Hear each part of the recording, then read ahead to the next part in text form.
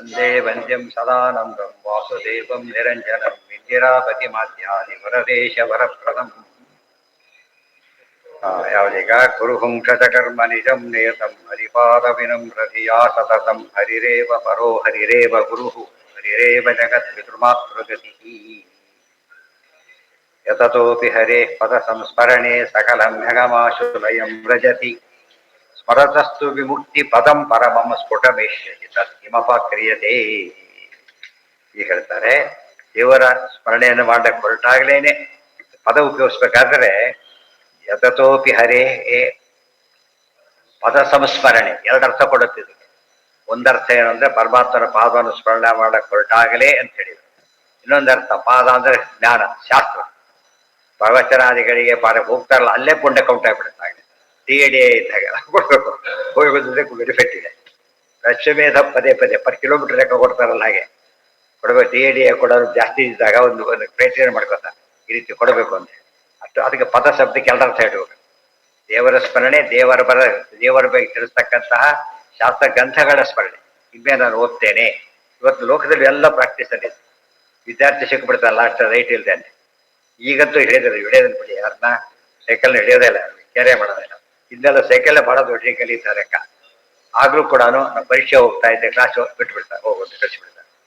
Actually concession ಕೊಡ್ತಾರೆ. ಎಂಥ ಕೆಟ್ಟ ಪೊಲೀಸುಗಳು ಕೂಡ ಪರೀಕ್ಷೆ ತೊಂದರೆ ಮಾಡಬಾರ್ದು. ಆಸ್ಪತ್ರೆಗೆ ಹೋಗ್ತಾ ಇದ್ದೀವಿ, ಗಿಡತಾ ಹೋಗ್ಬಿಟ್ಟು ಪಂಜಿತ ಆಗುತ್ತೆ. ಇದೆಲ್ಲ ಅದಕ್ಕೆ ಕಾಮನ್ ಸೆನ್ಸ್ ಇದೆ ಎಲ್ಲ ಕೂಡ. ಯಾಕಂದ್ರೆ ಇದು ಆಗ ಮುಖ್ಯ ಅಲ್ಲ, ದೊಡ್ಡ ಕೆಲಸ ಬೇರೆ ಇದೆ ಈಗ. ಆದ್ದರಿಂದ ಹೋಗಿ ಬಂದ ಕಳಿಸ್ತಾರೆ. ಆ ರೀತಿಯೇ ಶಾಸ್ತ್ರಾಧ್ಯಯನ ಮಾಡೋರಿಗೆ ಪ್ರಿಫರೆನ್ಸ್ ಕೊಡಬೇಕು ಅಂತ ಬ್ರಾಹ್ಮಣರಿಗೆ ಬರ್ಲಿಕ್ಕೆ ಅದೇ ಕಾರಣ. ಶಾಸ್ತ್ರ ಹೋದ ಕ್ಲೇಮ್ ಮಾಡಕ್ಕೆ ಬರೋದಿಲ್ಲ, ಓದಿದ್ರೆ ಮಾತ್ರ ಕ್ಲೇಮ್ ಮಾಡಕ್ಕೆ. ಸ್ವಧರ್ಮದಲ್ಲಿದ್ದಾಗ ಮಾತ್ರ ಅವನಿಗೆ ಇದರ ಬರೋದು. ಸೃಜನೋಧರಿ ಸಮೃದ್ಧಿ ಆಯ್ತಲ್ಲ, ಆಯ್ತು. ಇಷ್ಟು ಮಾಡಿದಾಗಲೇ ಇಷ್ಟು ಒಳ್ಳೇದಾಗುತ್ತೆ ಅಂತ ಹೇಳಿದಾಗ ತುಂಬಾ ಜನಕ್ಕೆ ನಾವು ಹೇಳೋದು ಅದೆಷ್ಟೋ ತಪ್ಪೇ. ನೀವು ಪಾಠ ಪ್ರವಚನ ಕೇಳಿ ಒಳ್ಳೇದಾಗತ್ತೆ. ಬೋಧನ ಅವೆಲ್ಲ ಏನೇ ಮಾಡಿ ಸರಿ, ಫಸ್ಟ್ ಇದನ್ನು ಮಾಡಬೇಕು, ಉಳಿದೆಲ್ಲ ಸೆಕೆಂಡರಿ. ಮತ್ತೆ ಅದನ್ನು ಬಿಡಬಾರದು. ಮತ್ತೆ ಪ್ರಯಾರಿಟಿ ಬಂದಾಗ ಇದು ಪ್ರಯಾರಿಟಿ ಕೊಡ್ಬೇಕು. ಆಮೇಲೆ ಪಾಠ ಕೇಳಿದ್ಮೇಲೆ ದಾನ ಮಾಡ್ಲಿಕ್ಕೆ ಬರುತ್ತೆ, ಪಾಠ ಆಮೇಲೆ ಸಿಗೋದಿಲ್ಲ, ಪ್ರವಚನ ಆಮೇಲೆ ಸಿಗೋದಿಲ್ಲ. ಆ ರೀತಿ ವ್ರತ ಅದು ಒಂದ್ ದಿವಸ ಹೋಗ್ತೀನಿ ವ್ರತ ಅಲ್ಲ. ಒಂದ್ ದಿವಸ ವ್ರತವರೆಗೆ ಮಾಡಿ ವ್ರತ ಮಾಡಿಸಿದಾಗ ಅಷ್ಟು ದಿವಸ ಮಾಡ್ಬೇಕು, ಅರ್ಥ ಆಗ್ಬೇಕು. ವ್ರತ ಮಾಡ್ಬೇಕು, ಅದು ದೊಡ್ಡ ತದ್ಧಿ. ಅದು ಅತದ್ಧಿ ತಪಃ, ತದ್ಧಿ ತಪಃ. ಇದಕ್ಕಿಂತ ದೊಡ್ಡ ತಪಸ್ಸಿಲ್ಲ. ಚೈತನ್ಯದಲ್ಲಿ ಬಂದಿದೆ, ಪ್ರತಿಯೊಂದು ಮಾಡು ಸ್ವಾಧ್ಯಾಯ ಪ್ರವಚನೆ ಇದೆ. ಪ್ರತಿಯೊಂದು ಸ್ವಾಧ್ಯಾಯ ಪ್ರವಚನ, ದಾನ ಮಾಡೋ ಸ್ವಾಧ್ಯಾಯ ಪ್ರವಚನೆ, ಪ್ರತಿಯೊಂದು ಕಾಮನ್ ಫ್ಯಾಕ್ಟರ್. ಬೇರೆ ಅದನ್ನು ಇದಕ್ಕೋಸ್ಕರ ಬಿಡಬಹುದು, ಇದನ್ನು ಯಾವುದಕ್ಕೋಸ್ಕರ ಬಿಡಬಾರ್ದು. ಅರ್ಥ ಆಯ್ತಾ? ಸೌಲಭ್ಯ ಶ್ರವಣಾದೀನ ಮನ್ಯ ಸಂಕೋಚ ವರ್ಗಾದಿ. ಶ್ರವಣಾದೀನ ಅಂತ ಸಂಕೋಚ ನೈವ ಕಾರ್ಯ ಕದಂಚ. ಯೋಗ ದೀಪ ಆಡೆ ಪಡೆದ ಇದನ್ನು ಬಿಡಬಾರ್ದು. ಮೇನ್ ವರ್ಕ್ ಇದು. ಆ ರೀತಿ ನಾವು ಡೆವಲಪ್ ಆಗಬೇಕು. ಬ್ರಾಹ್ಮಣರ ಸೈಕಾಲಜಿ ಡೆವಲಪ್ ಆಗಿಬಿಟ್ರೆ ಎಲ್ಲರಿಗೂ ಟೈಮ್ ಇದೆ. ಟೈಮ್ ಅಂತ 24 hours ಯಾರು ಎಂಗೇಜ್ ಆಗಿಲ್ಲ. ಇಷ್ಟು ಗಲಾಟೆಯಲ್ಲೂ ಕೂಡ ಟೈಮ್ ಇರುತ್ತೆ. ಅದು ಗೊತ್ತಿಲ್ಲ ಕೆಲವರಿಗೆ, ಉಪಯೋಗಿಸ್ಬೇಕು ಅಂತ ಗೊತ್ತಿಲ್ಲ ಇನ್ನು ಕೆಲವರಿಗೆ. ಎಷ್ಟೋ ಜನ ಆಮೇಲೆ ಹೇಳ್ತಾರೆ, ನಮಗೆ ಗೊತ್ತೇ ಇದ್ದಿಲ್ಲ, ಕಳ್ಕೊಂಡ್ಬಿಟ್ಟಿಲ್ಲ, ಅರ್ಥ ಆಗಲ್ಲ ಅಂತ ಬಿಟ್ಟುಬಿಟ್ವಿ. ಅರ್ಥ ಆಗದೆ ಹೋದ್ರೂ ಪರವಾಗಿಲ್ಲ. ಪರೀಕ್ಷೆಗೆ ಹೋದವರೆಲ್ಲ ಫಸ್ಟ್ ರ್ಯಾಂಕ್ ಫೇಲ್ ಆಗಲ್ಲ. ಎಷ್ಟು ಜನ ಫೇಲ್ ಆಗಲ್ವಾ? ಫೇಲ್ ಆದ ಬಿಟ್ಬಿಡ್ತಾರ, ಮತ್ತೆ ಸೆಪ್ಟೆಂಬರ್ಗೆ ಹೋಗ್ತಾರೋ ಇಲ್ವೋ? ಅರ್ಥ ಆಗ್ಲಿ ಬಿಡ್ಲಿ, ಪ್ರಯತ್ನ ಮಾಡಲೇಬೇಕು. ಅದು ಎಲ್ಲದಕ್ಕೂ ರೋಗ ಪರಿಹಾರದಿಂದ ಹಿಡಿದು ಪ್ರತಿಯೊಂದು ಹಿಂದೆ ಹೇಳಿಲ್ಲ ಒಂದ್ಸರ್ತ ನಾನು, ಯಾರೋ ಓದೋದಿಲ್ಲ, ಕ್ಲಾಸ್ಗೆ ಅಡ್ಮಿಟ್ ಆಗಿದ್ರು ಓದೋದಿಲ್ಲ ಅಂದ್ರೆ ಫೇಲ್ ಆಗಿಬಿಡ್ತಾರ. ನಾವೇನು ಸೀಟ್ ಸಿಕ್ಕಿದೆ ಈಗ, ಗೊತ್ತಾಯ್ತಾ? ಈಗ ನಿದ್ದೆ ಮಾಡೋ ಕೆಲಸ ಮಾಡಬಾರ್ದು. ಬಟ್ ಮಾಡ್ತಾ ಇದ್ದಾರೆ. ಕಾರಣ ಅಂದ್ರೆ ಒತ್ತು ಕೊಡಲಿಲ್ಲ. ಕೊಟ್ಟರೆ ಬೇರೆ ಕೆಲಸಗಳು ತಿಳಬೇಡಿ, ಬೇರೆ ಕೆಲಸ ಸಲೀಸ ನಡೀತಾ ಇದೆ. ಒಬ್ರು ಯಾರೋ ಭಾರಿ ಸೀನಿಯರ್ ಕಾಂಟ್ರಾಕ್ಟರ್, ಭಾರಿ ಕೋಟ್ಯಾಧೀಶರು ಆಗಿನ ಕಾಲಕ್ಕೆ, ಅವ್ರು ಒಂದೇ ಸೂಪರ್ ಅಸ್ಟಪ್ಸ್ ಇರಲಿಲ್ಲ. ಅವಾಗ ಕೇಳಿದೆ, ಒಳ್ಳೆ ಸ್ಪೀಕ್ ಅವರು ನಿಮಗೆ ಈಗ ಬರ್ತಿರಲ್ಲ, ತೊಂದರೆ ಆಗಲ್ಲ ಅಂತ ಕೇಳಿದ್ರೆ, ನಾನು ಬಂದು ಸಹಿಯಾಗಿ ಬರದೇ ದಿವಸ ಅಲ್ಲಿ ಪ್ರಾಬ್ಲಮ್ ಬರುತ್ತೆ ಅಂತ, ಬರದೇ ದಿವಸ ಪ್ರಾಬ್ಲಮ್ ಬರುತ್ತೆ, ಒಂದಿವ್ಸ ಪ್ರಾಬ್ಲಮ್ ಬರಲ್ಲ ಅಂತ ಹೇಳ್ತಾರೆ. ಅದೆಲ್ಲ ಅನುಭವಕ್ಕೆ ಬರಬೇಕು ಒಂದ್ಸಲ, ಆಗ ಗಟ್ಟಿ ಆಗ್ಬಿಡುತ್ತೆ. ಮೊದಲು ಥಿಯರಿ, ಆಮೇಲೆ ಅನುಭವಕ್ಕೆ ಬರುತ್ತೆ. ಹೌದು, ಕರೆಕ್ಟ್ ಅನಿಸ್ಬಿಡುತ್ತೆ. ನಾವು ಹೋದ ದಿವಸ ಫಸ್ಟ್ ಕ್ಲಾಸೇ ಕೆಲಸ ಮಾಡಿರ್ತಾರೆ, ನಾ ಈ ತಪ್ಪಿಸೋದ್ ದಿವಸ ಅಲ್ಲಿ ದೊಡ್ಡ ಪ್ರಾಬ್ಲಮ್ ಶುರುವಾಗಿರುತ್ತೆ.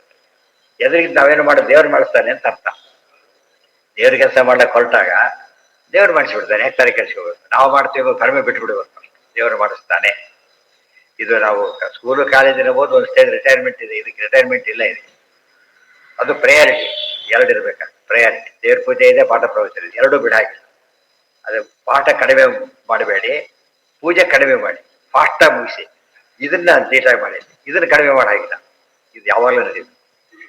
ಅದು ಅಲ್ಲ, ಜನ ಮಾಡಕ್ ತಯಾರಿದ್ದಾರೆ, ಹೇಳಿ ಗೊತ್ತಿಲ್ಲ ಜನಕ್ಕೆ. ಹೇಳಿ ಗೊತ್ತಿದ್ರೆ ಯಾರು ಬಿಡ್ತಾರಾಗ? ಪಾಠದಲ್ಲಿ ಎಂಜಾಯ್ಮೆಂಟ್ ಪೂಜಾ ಕಾಲಕ್ಕೆ ಬರೋದಿಲ್ಲ, ಗೊತ್ತಾಯ್ತಾ? ಎಲ್ಲ ಬಸ್ಸಿಗೆ ಬಂದಿರ್ತಾರೆ, ವಿದ್ಯೆ ಬರ್ತಿರ್ತಾರೆ, ತುಗುಡ್ತಾ ಮಾಡ್ಬೇಕಾಗುತ್ತೆ. ಪಾಠಕ್ಕೆ ಹಾಕೊಡ್ಲಿಕ್ಕಾಗಲ್ಲ, ಸ್ವಲ್ಪ ಕಿವಿಯಲ್ಲಿ ಬಿಡಬೇಕು. ಅದನ್ನೆಲ್ಲ ಪ್ರಾಕ್ಟಿಕಲಿ ಯೋಚನೆ ಮಾಡೋದು. ಕೊನೆಗೆ ಏನಾಯ್ತು, ಇದೆಲ್ಲ ಈ ಮಾತಿನ ಅರ್ಥ ತಿಳ್ಕೊಬೇಕು ನಾವು, ಅದು ಮುಖ್ಯ. ಪ್ರಯತ್ನ ಮಾಡಿ ಸಾಕು, ಹೋಗ್ಲಿಕ್ಕಾಗ್ಲಿಲ್ಲ ಹೋದೊಂದು ಫುಲ್ ಪ್ರಯತ್ನ, ಅಷ್ಟಕ್ಕೆ ಮಾರ್ಕ್ಸ್ ಕೌಂಟ್ ಆಗಿರುತ್ತೆ ಆಗ್ಲಿ. ಮುಂದೆ ಹೋಗಾಗ ಮಾಡ್ತಾರೆ, ಗೊತ್ತಾಯ್ತಾ? ಹೋಗೋ ಶಕ್ತಿ ಕೊಡ್ತಾರೆ ನೀವು. ಆಮೇಲೆ ಪ್ರಾಕ್ಟೀಸ್ ಕೊಡ್ತಾರೆ, ಅರ್ಥ ಆಗ್ಲಿಕ್ಕೆ ಶುರುವಾಗುತ್ತೆ, ಇನ್ನೂ ಚೆನ್ನಾಗಿ ಅರ್ಥ ಶುರುವಾಗುತ್ತೆ. ಒಂದು ದಿವಸಕ್ಕೆ ಅದು ಯಾವುದು ಬರೋದಿಲ್ಲ, ನಿಧಾನ ಡೆವಲಪ್ ಆಗ್ತದೆ. ಅದು ಕೊನೆಗೆ ಅದು ಅಪ್ರೋಷ ಜ್ಞಾನಕ್ಕೆ ಎಂಡಾಗ್ತದೆ. ಆ ರೀತಿ ಅದನ್ನ ಲಿಂಕ್ ಮಾಡಬೇಕು. ಯತತೋಪಿ ಹರೇ ಪದ ಸಂಸ್ಮರಣೆ ಸಕಾಲಮ್ಮಿ. ಆಗ ಬರೀ ಪಾಪ ಹೋಗುತ್ತೆ ಇಲ್ಲ ನೋಡಿ. ರೋಗಗಳು ಯಾತಕ್ಕೆ ಬರುತ್ತೆ? ಪೂರ್ವಜನ್ಮ ಕೃತಂ ಪಾಪಂ ವ್ಯಾಧಿ ರೂಪೇಣ ಬಾಧತೆ.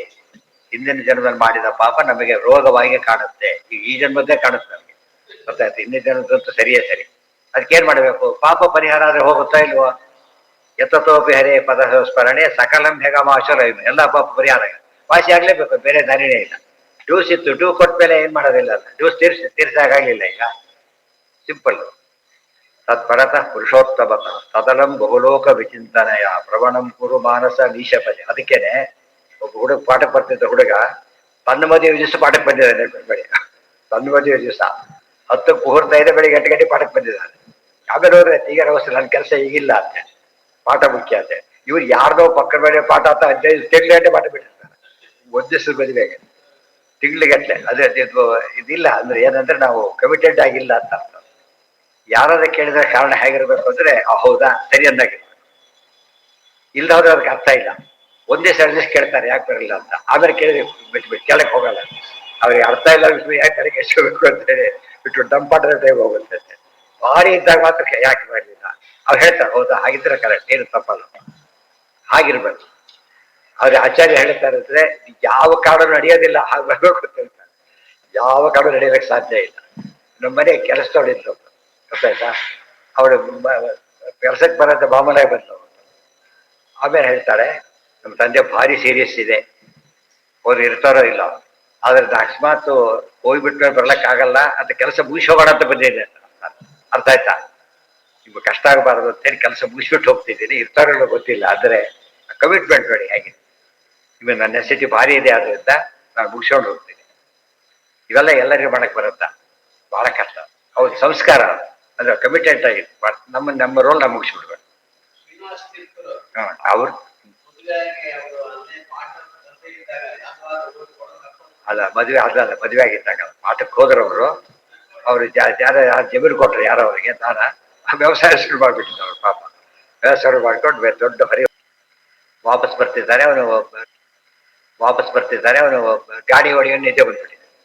ಗಾಡಿ ಹೊಡೆಯೋನಿಗೆ ನಿದ್ದೆ ಬಂದ್ಬಿಟ್ಟಿದೆ. ಎಂಟು ಒಂದು ಕಡೆ ಅದು ನಿಲ್ಲಿಸ್ಬಿಟ್ಟಿದೆ, ಗಾಡಿ ಹೋಗ್ತಾ ಇಲ್ಲ. ಅವ್ನು ನೋಡಿದ್ರೆ ಹೋಗ್ತಾ ಇಲ್ಲ, ಹೊಡೆಯ ಶುರು ಮಾಡಿದ್ರು, ಹೋಗ್ತಾ ಇಲ್ಲ. ಸಿಕ್ಕಾಪಟ್ಟೆ ಸಿಟ್ಟು ಬಂದು ಹೊಡಿತಾ ಇದ್ದಾನೆ. ಮನೆ ಬಿದ್ದು ಬಿಡ್ತಂತು. ಆಮೇಲೆ ಬೆಳಗಾದ್ಮೇಲೆ ನೋಡ್ತಾ ದೊಡ್ಡ ಹೊಂಡ ಇದೆ ಮುಂದೆ. ಅದು ಎಷ್ಟು ಕಾಮನ್ ಸೆನ್ಸ್ ಇದೆ ಅಂದ್ರೆ ಇವೆಲ್ಲ ಸತ್ತು ಹೋಗ್ತಾರೆ ಕೂತಿದೆ ಅದು. ಪಾಪ ಇವ್ರು ಆದ್ರೂ ಸಾಯಿಸಿದ್ದಾರೆ ನೋಡೋದು, ಹೇಳ್ಬೋದು. ಅದನ್ನು ಗೋಳಾಡ್ಬಿಟ್ಟಿದ್ದಾನೆ ಅಂತ ಕೆಲಸ ಮಾಡಿಬಿಟ್ಟೆ. ಯಾಕೆ ಹೋಗ್ತಾ ಅಂದ್ರೆ ಅದಕ್ಕೆ ಎಷ್ಟು ಸೆನ್ಸ್ ಇದೆ ನೋಡಿ.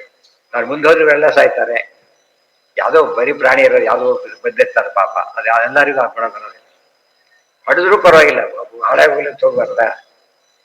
ಇದು ಧರ್ಮ ಆಗ್ತದೆ. ಆ ಲೆವೆಲಲ್ಲಿ ಅನುಷ್ಠಾನ ಮಾಡ್ತಾರಲ್ಲ, ಅದು ಸಿದ್ಧಿ ಬರುತ್ತೆ.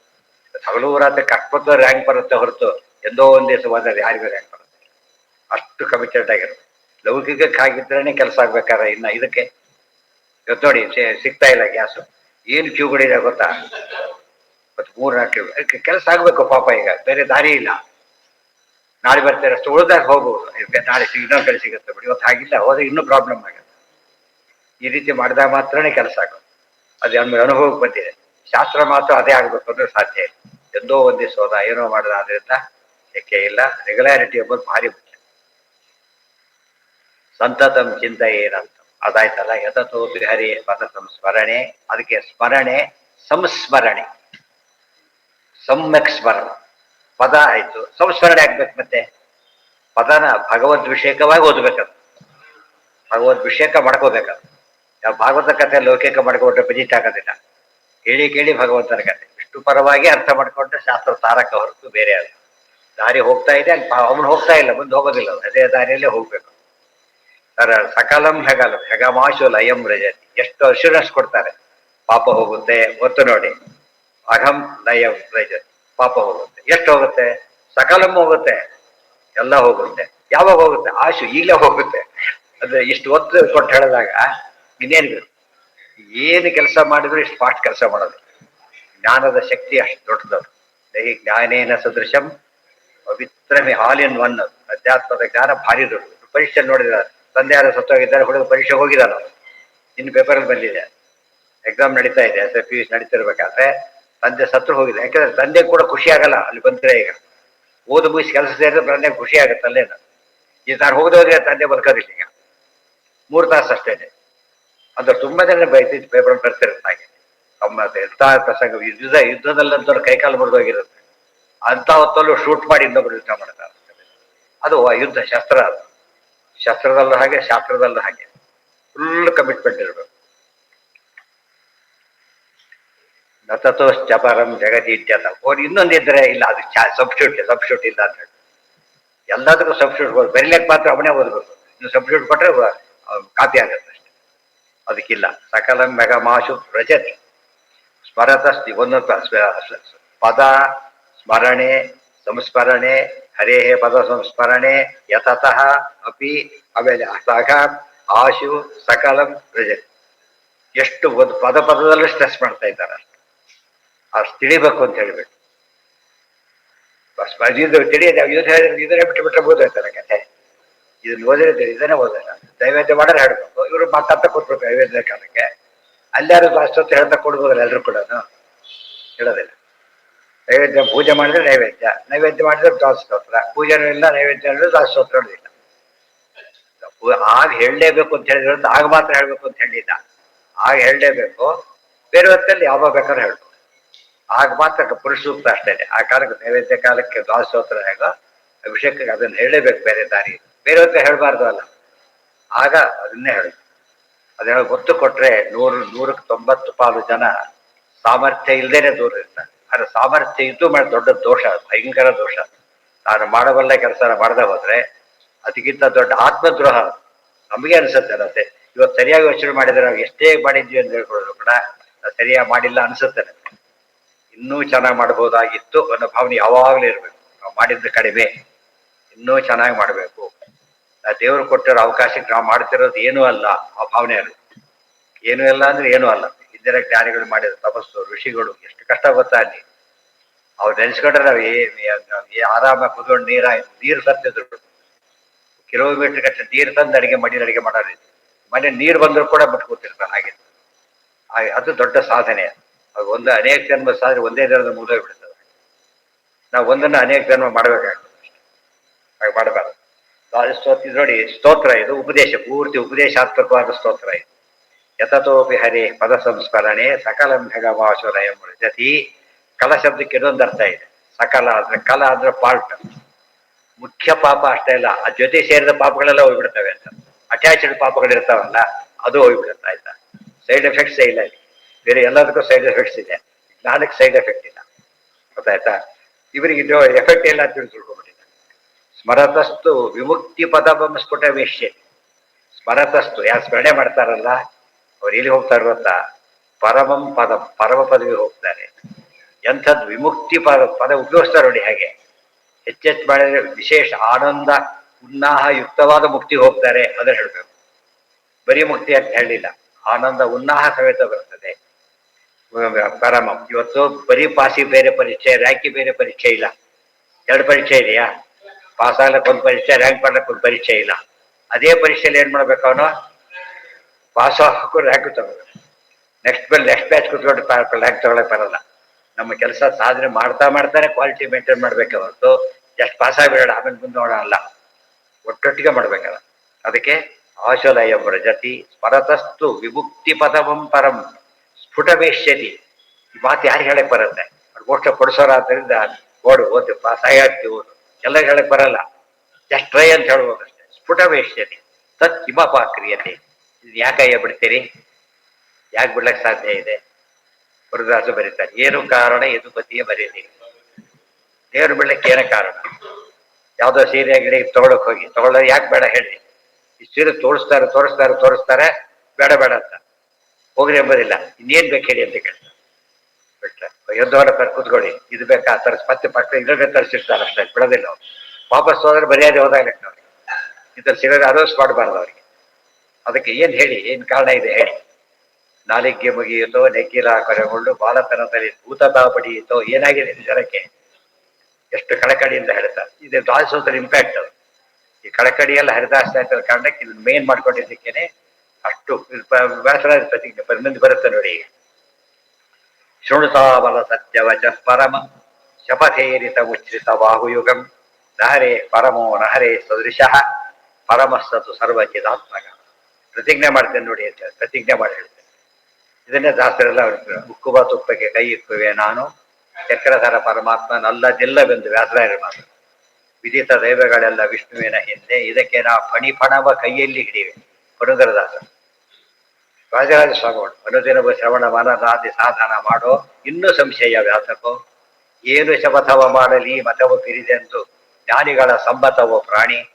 ಅದು ಓದ್ಬೇಕು ಪದ್ಯ ಆದ್ರೂ ಭಾಗವತ ಶಾಸ್ತ್ರಕ್ಕಿಂತ ಭಾಗವತ ಶಾಸ್ತ್ರವೇ ಬಹುಭಾಗ್ಯವೆಂತೆಂದು ಪರ್ವತವ ನೇರುಳಲೋ ಕೃಷ್ಣ. ಬಟ್ಟದ ಮೇಲೆ ಬೇಕಾದ್ರೆ ರೂಢಿ ಬಿಡ್ತೇನೆ ಆಯ್ತಾ, ಭಾಗವತ ದೊಡ್ಡ ಶಾಸ್ತ್ರ ಅಂತ. ಹರಿದಿನಕ್ಕೆ ಮರುದಿನ ಸರಿಯಲ್ಲವೆಂತಂದು ಹರಿವ ಹಾವನ್ನು ಬಿಡಿಯಲೋ, ಹಾವಿಡದು ಹೇಳ್ತೇನೆ. ಏಕಾಶಿ ಭಾರಿ ದೊಡ್ಡದು, ನಾನು ಓದ್ಬೇಕಂತದೇನೆಲ್ಲ. ಅದೇನು ಏನು ಹಾಡ್ಬೇಕಾಗಿಲ್ಲ ಅವನ್ನೆಲ್ಲ ಕೂಡ ಓದಿದ್ರು ಸಾಕು. ಹರಿದಾಸ ಸಾಹಿತ್ಯ ಬಹಳ ಎಫೆಕ್ಟಿವ್. ದ್ವಾದಶೋತ್ತರ ಒಂದು ಫುಲ್ ಇಂಪ್ಯಾಕ್ಟ್ ಅದ್ರಲ್ಲಿ ಕಾಣ್ತೀವಿ. ಅದಕ್ಕೆ ಏನ್ ಬೇಕು ಶಬ್ದ ಮಾಡಿ ಹೇಳ್ತೀವ, ಇನ್ನೇನು ಬೇಕಪ್ಪ? ಶೃಣುತಾವಲ ಸತ್ಯವಚ ಪರಮಂ ಶಪಥೇರಿತ ಮುಚ್ಛ್ರಿತ ಬಾಹುಯುಗಂ ನಹರೇ ಪರಮೋ ನಹರೇ ಸದೃಶಃ ಪರಮಸ್ಸತು ಸರ್ವಚಿದಾತ್ಮಗಣ. ಫುಲ್ ಅಥೆಂಟಿಕ್ ಆಗಿ ಹೇಳುದು. ಅದು ಸಂಬಂಧಪಟ್ಟವ್ರು ಹೇಳೋ ಮಾತಿರ್ಬೇಕು, ಬೇರೆಯವರಲ್ಲ. ಸಂಬಂಧಪಟ್ಟವ್ರು ಹೇಳಬೇಕು. ಇವರು ಸಂಬಂಧಪಟ್ಟವರು. ವಿಷ್ಣುರಿಗೆ ದಾತ ಮೋಕ್ಷಸ್ಯ ವಾಯುಶ್ಚ ತದನುಜ್ಞೇಯ. ಆ ದೃಷ್ಟಿಯಿಂದ ಆಚಾರ ಅವತಾರ ಮಾಡ್ತಾರೆ ಅಂತ ಬಂತಲ್ಲಿ. ಎಲ್ಲ ರಥೋತ್ಸವ ಬಂತಲ್ಲ, ಸಂಕ್ರಮಣ ಉತ್ಸವ ನಡೆದ ಕಾಲಕ್ಕೆ ಒಬ್ಬರು ಪ್ರವೇಶ ಮಾಡಿಬಿಟ್ಟು ಅದು ಘೋಷಣೆ ಮಾಡ್ತಾನೆ. ಏನಂತ? ಉತ್ಪತ್ಸ್ಯತೆ ಜಗತಿ ವಿಶ್ವಜನೀನ ವೃತ್ತಿ ವಿಶ್ವಜ್ಞೇಯ ಭಗವಾನ್ ಅಚಿರಾದಿಹಿ. ಶ್ಲೋಕ ಹೇಳ್ತಾರೆ. ಈ ಪಾರ್ಥ ಒಬ್ರು ಘೋಷಣೆ ಮಾಡ್ತಾನೆ, ವ್ಯಕ್ತಿ ಅಲ್ಲ ಒಳಕು ಅನಂತಾಸನ ಪ್ರವೇಶ ಮಾಡಿರ್ತಾನೆ, ಆವೇಶ ಬಂದಿರ್ತಾನೆ, ಉದ್ಘೋಷಣೆ ಮಾಡ್ತಾರೆ. ಆಚಾರ ತಾವು ಉದ್ಘೋಷಣೆ ಮಾಡ್ತಾರೆ. ಯಾರು ಬರ್ತಾರೆ ಅಂದ್ರೆ ಈ ಉದ್ಘೋಷಣೆ ಮಾಡೋರು ಬರ್ತಾರೆ ಅಂತ ಹೇಳಿ ಉದ್ಘೋಷಣೆ ಮಾಡ್ತಾ ಇದ್ದಾರೆ ಆಚಾರ್ಯ. ಶೃಣುತಾಮಲ ಸತ್ಯ ವಚ ಪರಮಂ. ಮಾತನ್ನ ಕೇಳಿ ಅದೆಲ್ಲ ಹೇಳೋಕೆ ಬೇರೆ ಬರ್ತಾರೆ ಶುರು ಮಾಡೋದೆಷ್ಟು ಮಾತಿಗೆ ಯಾಕೆ ಒತ್ತು ಕೊಡ್ತಾರೆ. ಪ್ರತ್ಯಕ್ಷರ ಪ್ರತಿಪದ ನೋಡ್ಬೇಕು ಅಂತ ಹೇಳ್ತಾರಲ್ಲ, ಅದಕ್ಕೆ ದೃಷ್ಟಾಂತ ಅಷ್ಟು ಅರ್ಥ ಇರುತ್ತೆ. ಬನ್ನಿ ಬನ್ನಿ ಬನ್ನಿ, ಬರಲೇಬೇಕು, ತಪ್ಪಿಸೋದಿಲ್ಲ ಆಯ್ತಲ್ಲ, ಅವತ್ತು ಇರಲೇಬೇಕು, ಇದರಲ್ಲಿ ಸಾಧ್ಯನೇ ಇಲ್ಲ. ಕಾಯ್ತಾನೆ ಕೂತಿರ್ತೀವಿ. ಎಷ್ಟು ಅಲ್ಲೇ ತಾತ್ಪರ್ಯ ಜಾಸ್ತಿ ಆಗ್ತಾ ಹೋಗುತ್ತದೆ. ಮುಂದೆ ಕೆಲಸ ಇಲ್ಲ, ನಿಲ್ಲಿಸ್ಬಿಡ್ತೀವಿ ಅಷ್ಟೇ. ಆ ಮಾತಿ ಇಷ್ಟೆಲ್ಲ ಅರ್ಥ ಬರೋಕ್ಕೆ ಶುರುವಾಗಿ ಆಗ ಅವ್ರು ಹೇಳ್ತಾರೆ, ಹೋಗ್ಲೇಬೇಕು ಬಾರ, ಅಷ್ಟು ಕಳೆದೋಗಿದ್ದಾರೆ ಅವರು, ಹೋಗ್ಲೇಬೇಕಾಗುತ್ತೆ. ಇದು ಯಾರ ಹೇಳೋದು ಬಿಡದಲ್ಲ. ಆಚಾರ್ಯ ಎಷ್ಟು ಈ ರೀತಿ ಅವ್ರ ಕಾಂಪಿಟೆನ್ಸು, ಅವರ ಕಳಕಳಿ ಎಲ್ಲದನ್ನು ನೋಡಿದಾಗ ಆಚಾರ್ಯ ಶ್ರೀಮದಾಚಾರ್ಯ ಸಂತುಮೆ ಎಷ್ಟು ಸತ್ ಅದೊಂದೇ ಮಂತ್ರ ಸಾಕು. ಮನೆ ಫಸ್ಟ್ ಯಾವ ಮಂತ್ರ ಬರದೆ ಹೋದ್ರೆ ಅದನ್ನೇ ಯಾವಾಗ ಹೇಳ್ತಿದ್ರು ಸಾಕು.